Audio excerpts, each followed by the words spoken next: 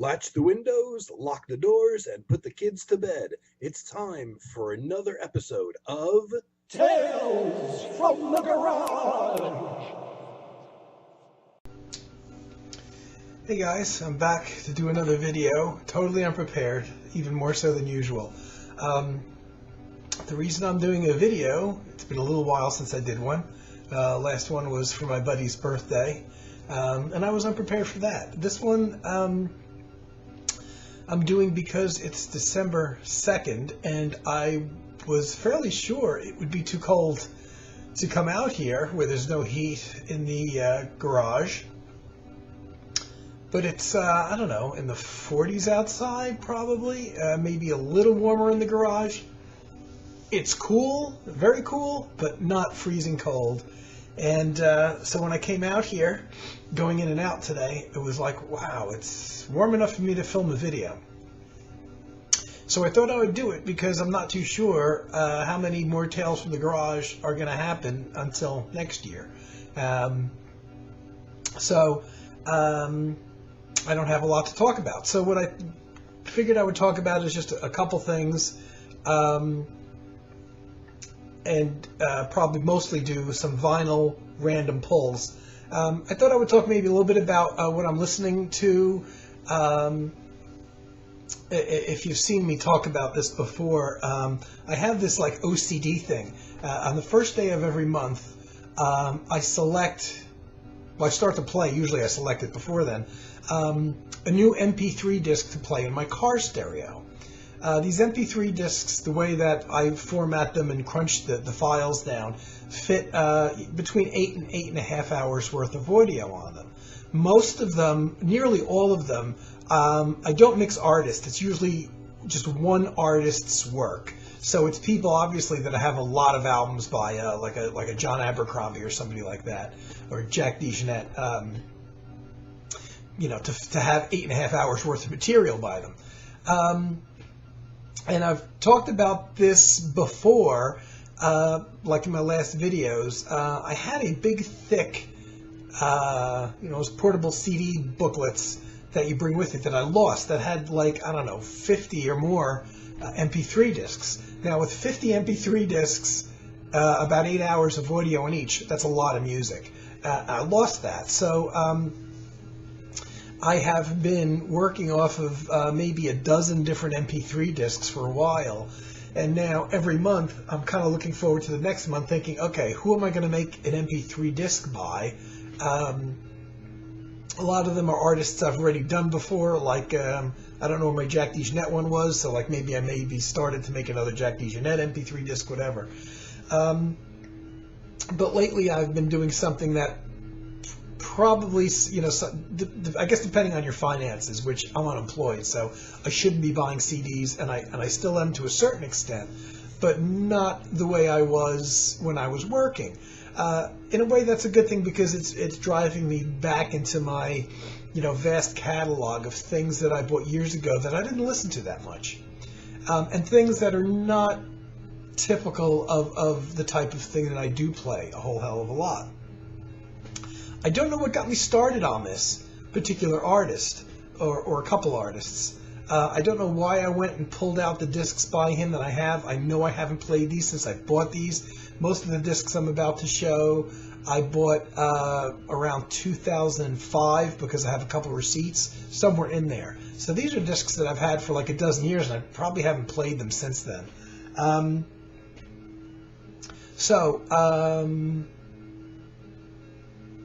I think I'll show them.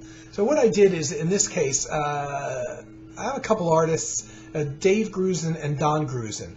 I don't have enough albums by either one of them to fill out an MP3 disc. So simply because they're brothers, I decided it would be okay for me to combine those two artists onto one MP3 disc, especially because I don't have much Dave Grusin stuff. Now, Dave Grusin was one of the owners of GRP Records and recorded a lot of albums for GRP. And he did a lot of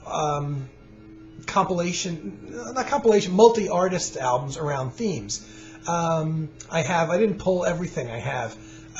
He did those GRP Christmas albums Now, I bought them because I'm kind of a completist, and the Christmas albums had tracks on them by people like Special Effects and the Yellow Jackets, and I bought them for those reasons. I bought two out of the GRP Christmas albums. I know there's more than three.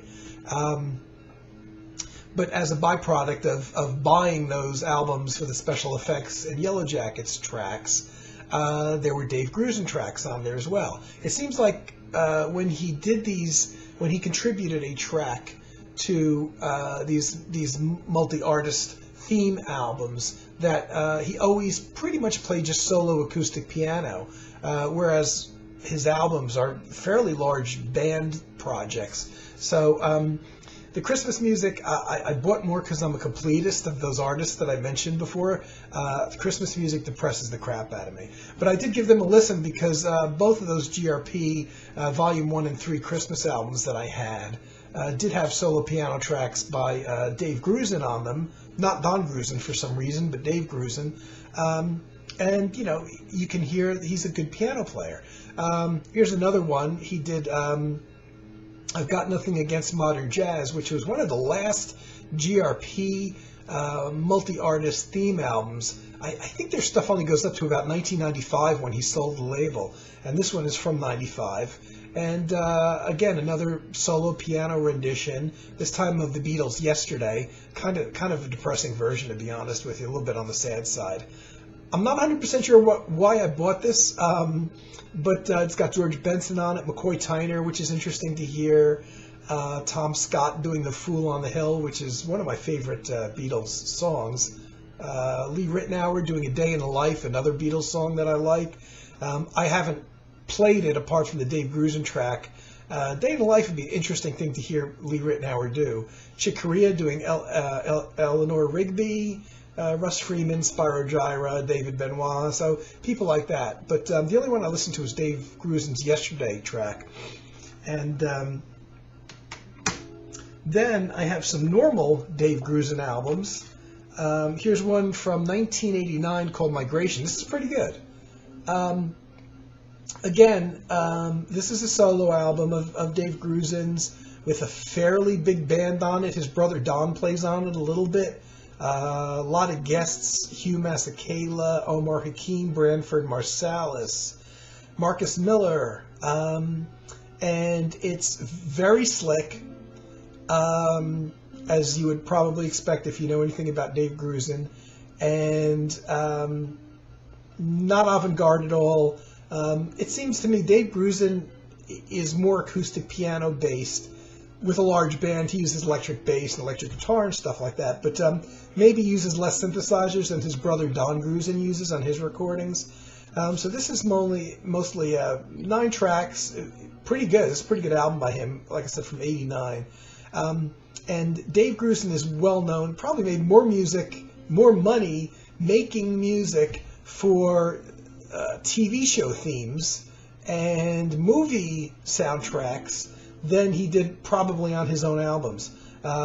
He did a ton of TV shows, most of which I don't watch, but over the years, and he was really going, especially in the 1970s, doing movie soundtracks. I haven't seen his name pop up so much on movie soundtracks lately, and I wonder if maybe Mark Isham didn't steal a little bit of his thunder there, because Mark Isham seems to be the jazz guy to go to for large-scale movie soundtracks. This one does have a little 5-piece suite from one of the movies, late period movies that Grusin did, called The Milagro Beanfield War, which was a cute movie. I saw it years ago. This would have been from the late 80s. So it's about 10 minutes of music from that, which is an interesting little suite that's nice. Very well recorded, like all the GRP things. Maybe the 80s stuff, of which that's one, is maybe a little bit cold on the digital side, like you would expect in a way. And the only other album I have solo, totally solo, by Dave Grusin is a compilation. There's a lot of best of compilations, specifically of his GRP years, and I guess that's because he has control over them, or had control over them. So there's one called The Very Best Of, Dave Grusin Collection, blah, blah, blah. But I kind of randomly chose this one, and looking at those compilations, I think this is the best one. It's called Masterpieces, Best of the GRP Years, Dave Grusin. The thing I like about this is has recordings from 77 to 95. So I think 95 was the last year that GRP was technically in business before they sold out. Has a lot of remakes of themes from movies from the 70s, not the original recordings from the 70s, but rather remakes that he did around 1987 for an album he did on GRP called Cinemagic, where he re-recorded most of, or many of, his well-known movie themes. And then there's a handful of tracks from individual solo albums he recorded just as a solo artist. But there's a lot of movie selections here that are redone from the Cinemagic album, from movies like On Golden Pond, The 3 Days of the Condor, which was a late 70s movie, fairly well known, The Firm, a movie called The Cure.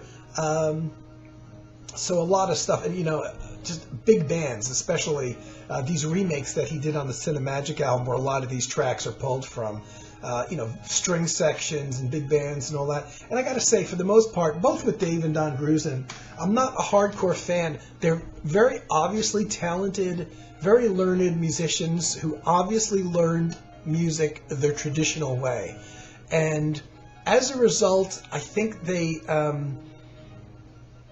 certainly never play avant-garde. They never play outside. There's nothing ever experimental about their music. And in Dave Grusin's case, a lot of those movie soundtrack themes that he does, they're beautiful, they're well orchestrated, but they're also, I find, very predictable. I wish they would go places that they don't go.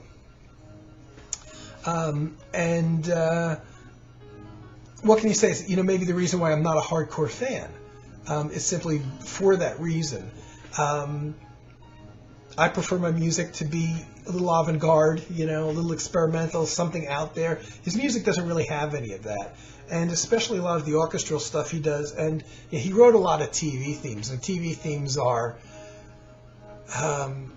just as you would expect, a TV theme for a show like St. Elsewhere, which was, I don't know if that was, I guess that was the 80s that was, I never watched it. Very, very mainstream, and even his solo albums, he never got out there for me. So, I'd never say I was a hardcore fan. There's no doubt that he's a talented musician, but I like my guys to be a little bit more out there. He recorded a series of albums, one of which I can't find, duet albums with Lee Ritenour. This is probably the best known. This is from 85? I thought it was a little bit earlier than that. Very commercial, kind of pop, smooth jazz. I haven't listened to these. I didn't put these on my MP3 disc, actually. Here's another one called Two Worlds. And he's got another one that I can't find called Amparo that he did a couple years ago. And I don't know where the hell I put it. This one here is not the smooth jazz stuff you would expect, but a little bit more classical and interesting for that reason, where they're playing Bach and Villalobos pieces. And originals, De Falla they're playing, and they have some opera singers on here, which I'm not, a big fan of. But Bach, a couple originals, Bela Bartok. So this is an interesting one, not at all the type of smooth jazz thing. And the other one, Amparo, which I think is more recent. This one's 2000, whereas the other one was 85. I think Amparo's more recent. I can't find it, so I don't remember what was on there. I don't think that was a smooth jazz one, a bit surprising. So we move into Don Grusin, who is not as well known, and I think one of the main reasons is I've never seen Don Grusin do TV themes. Maybe he has. I'm not aware of him doing TV themes and movie soundtracks, where I think is where Dave Grusin got a lot of his reputation from. And of all the ones I'm about to show, this is easily one of my favorites. I think Harm has this one. Sticks and Stones is an album from 1989, Dave Grusin and Don Grusin. The thing I like about it is, and I love about albums of this type, they're the only two musicians, they're both keyboard players, that appear on the album. So everything's played on keyboards, the drums, the bass and all that. Because it's 1989, it's got great sound, like all the GRP albums do. The bass samples and the drums do sound very digital. You could tell that digital drum sound, where the drum sounds, that snare drum sounds pretty much the same on every track.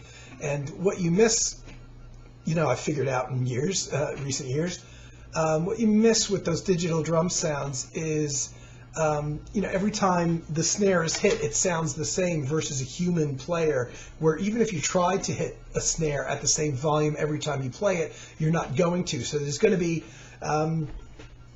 tiny bits of volume difference from one snare hit to the other, and a lot of times that's intentional, where you're playing the snare a little bit quieter and then you play it louder. And the problem with the digital samples, especially the early ones, is they all exist at the same level. It all sounds like like a snare drum being slapped hard.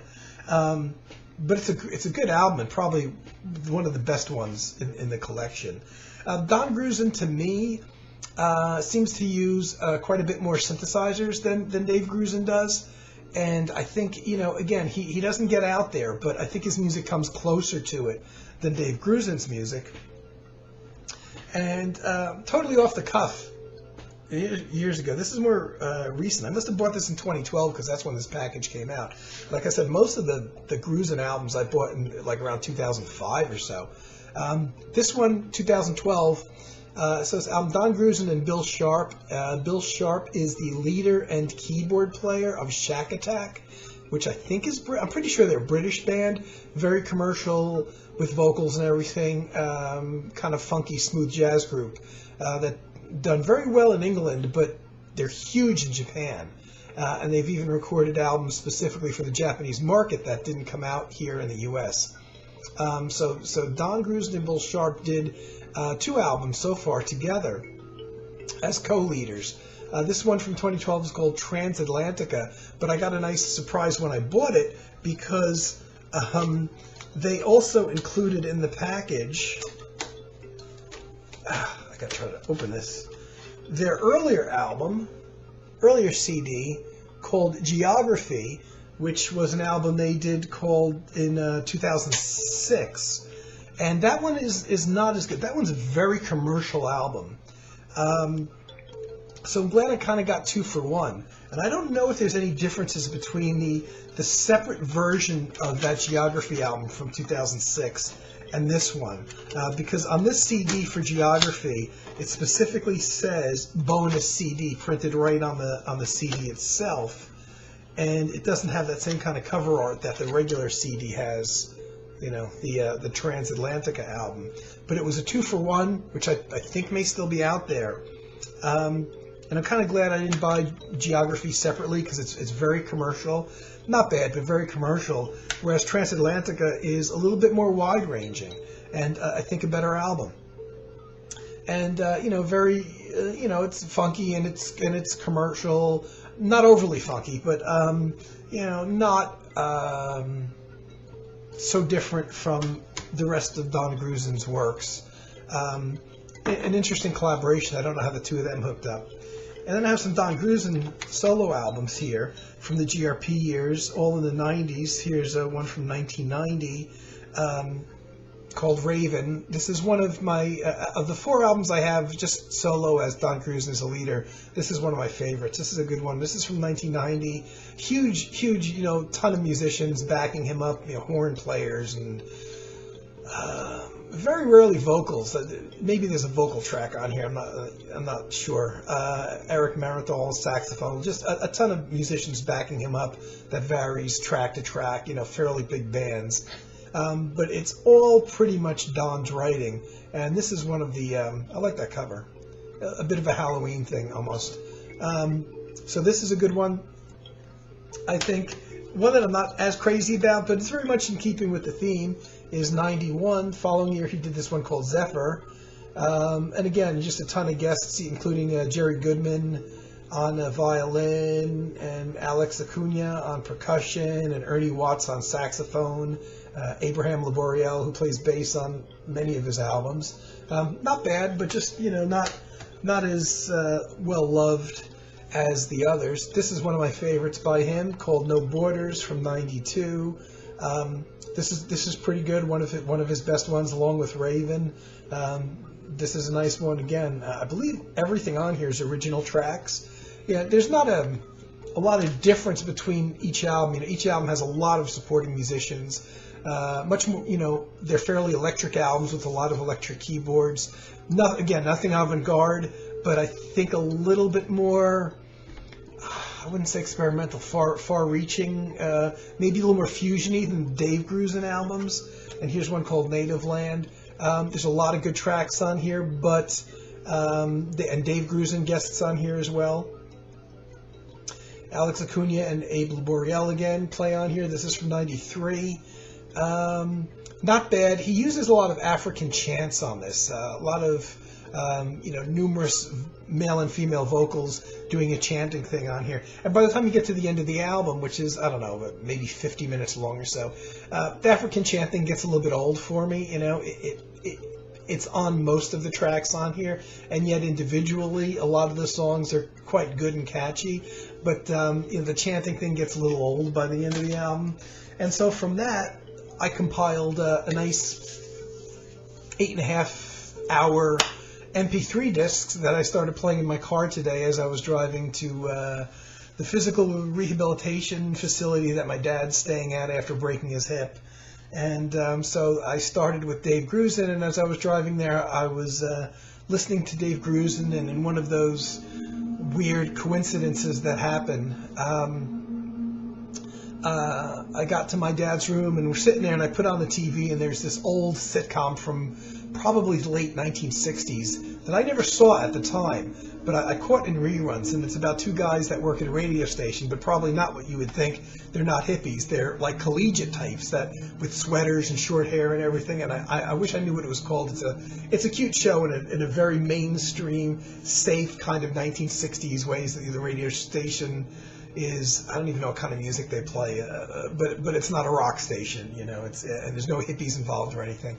But I'm watching this show that I hadn't seen in a number of years, and right after listening to Dave Grusin on the way to the facility, and the final credits are rolling, and it says the theme music was by none other than Dave Grusin. And I thought that was weird because that was minutes after I arrived there. I just happened to turn on the TV, happened to settle on that channel, happened to be listening to Dave Grusin, and this is the first time I've played Dave Grusin in my car and listened to Dave Grusin music in years, probably a dozen years. And all of a sudden, there's his name on this show. I don't recall what the name of the show is. I didn't catch the title of the show, actually. I could probably figure it out. But I thought it was one of those weird coincidences that happen. That you can't explain. I mean, it wouldn't be unusual if I sat and listened to Dave Grusin music all the time, but I don't. So, just one of those things I thought I would convey to whoever's watching on this December 2nd in this getting colder room, but not bad yet. Okay, I'm gonna pull some vinyl and hope I have some kind of memory of it. You know.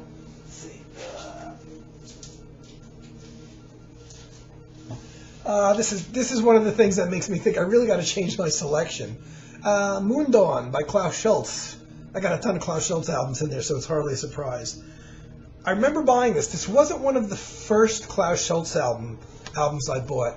When I discovered him, I had like the first wave and the second wave. And the first wave, I purchased maybe 5 or 6 albums by him. And then sometime later started filling in the gaps of those first 10 albums that he came out with. I kind of see it separate from his discography only because of the time period that I got into him. And I bought what was available, or what I thought I would like best, based on nothing really at the time. And so Moon Dawn wasn't one of the first ones that I bought. When I listened to his music for probably a couple years, and then started filling in the gaps. And this is one of the first ones I bought that had drums on it. And I love the way the synthesizers sound, and I'm not going to diss Harold Grosskopf's drums on here. But I just don't like Klaus Schulze's music with drums, to be completely honest with you. It just doesn't do anything for me, and I prefer his music without drums. And so, it makes it a little bit more rock-like, and, the synthesizers have a nice warm analog sound to them, but the drums, and this goes for pretty much all of his first 10 recordings, I find, the drums definitely, the way they're recorded, totally give away when the music was recorded. This is music from the 70s, from the early 70s, especially something like picture music where the drums are really recorded poorly, and they come in at the end half of a slide-along track, and all of a sudden you have all these, analog synthesizer sounds going on, and all of a sudden these very thin and poorly recorded drums and very harsh sounding cymbals come in, very thin and tinny, and it definitely says, oh, that was recorded either in the late 60s or early 70s. And I think that's what, I don't like about a lot of his albums that have drums, simply. But the music itself is good, and a lot of people list this as their favorite album by him. And the synthesizers sound fantastic. There's nothing wrong with the drums, but all of a sudden, instead of the music being this kind of floating ethereal thing, it roots it too much also in a rhythm, and it grounds it to earth. And even though this was from 76? Yeah, January 76. Even though the drums are recorded better on here than on an album like Picture Music, it still doesn't, do it for me the way that Time Wind and Irrlicht and a lot of the X album, even though the X album does have drums on it, and Mirage and albums like that, that there's nothing really thumping on them, nothing driving them home to kind of root them into a rhythm. So I'm going to pick another one.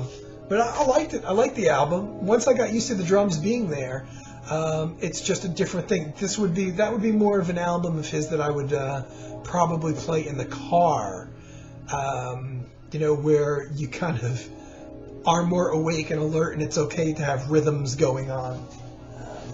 Let's see.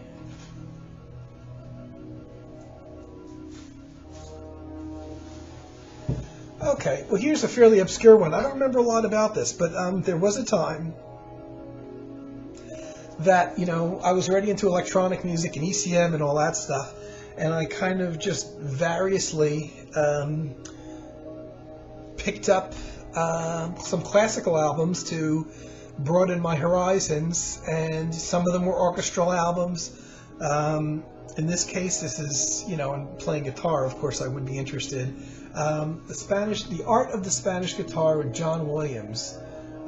This album came out in 81, and I must have bought it somewhere around then, but this must be a budget release because it was brand new and sealed for $2.99. That's $2.99, and the list price was only $3.98. So it looks like this is a reissue of an earlier album. It doesn't say when it was recorded, but there's a copyright date for the liner notes from 1977, and the cover art was from 1981, so it looks like this was a reissue. And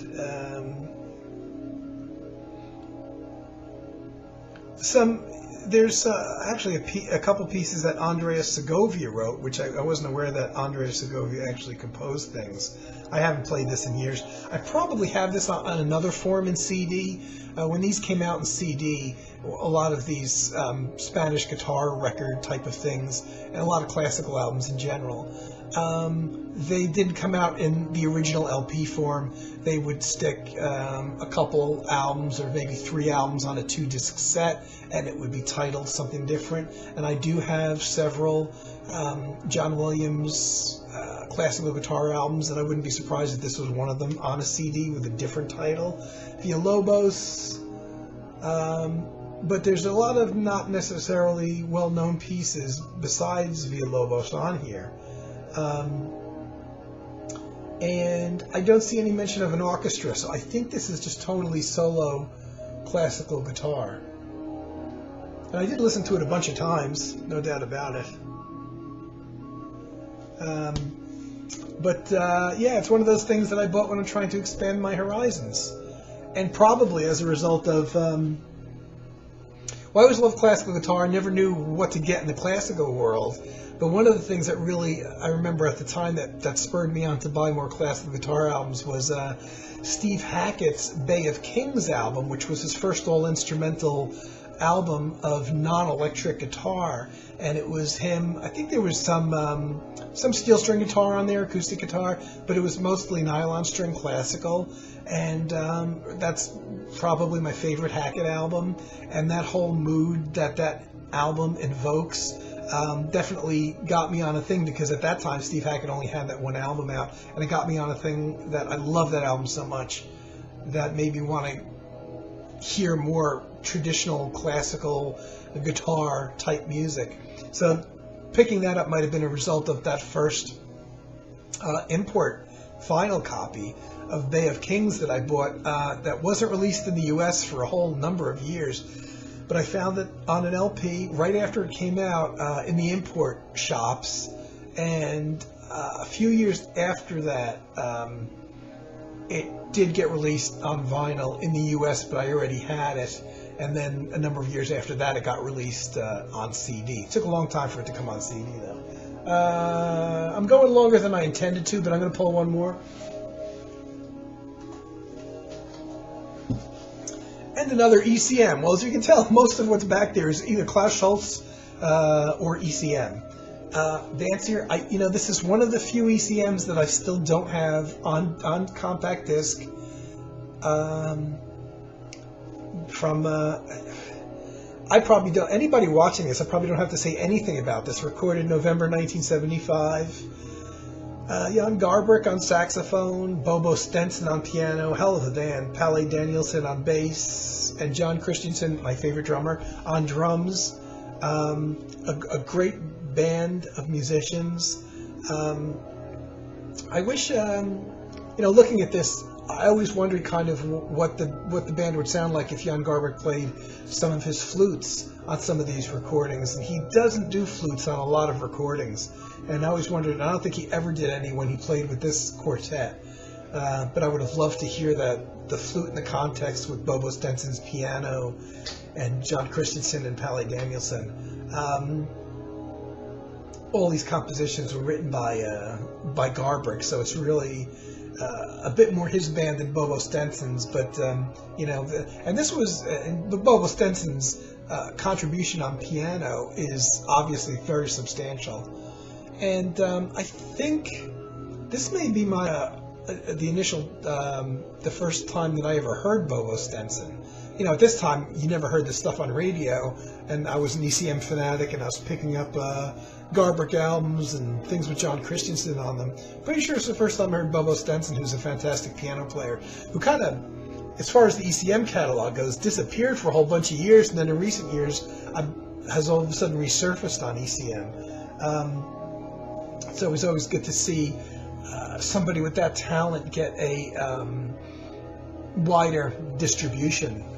So I managed to keep it under my usual 9.5-hour video, and it's not because I'm cold, because I'm getting used to the cooler temps. It's amazing that we're into early December and I'm still able to be out here. January and February are pretty much definite no-goes, and I thought I heard that one day next week it was going to be in the mid to upper 50s here. So that might be a good day for me to come back and do a video. Again, I won't have anything to talk about, so I'll probably just do some vinyl pulls, unless musically something happens between now and then. Halloween may be over. Well, it is over. Thanksgiving's over, but I still fail to completely close down, my whole Halloween setup. You can see I've got Brainy there, and I've still got some Halloween LPs, and they might not stay up all year, but they're going to be staying up for quite a while, because it's really the only holiday that means anything to me at all. So that's it. I don't have any more incredible bad news like I did on my last video.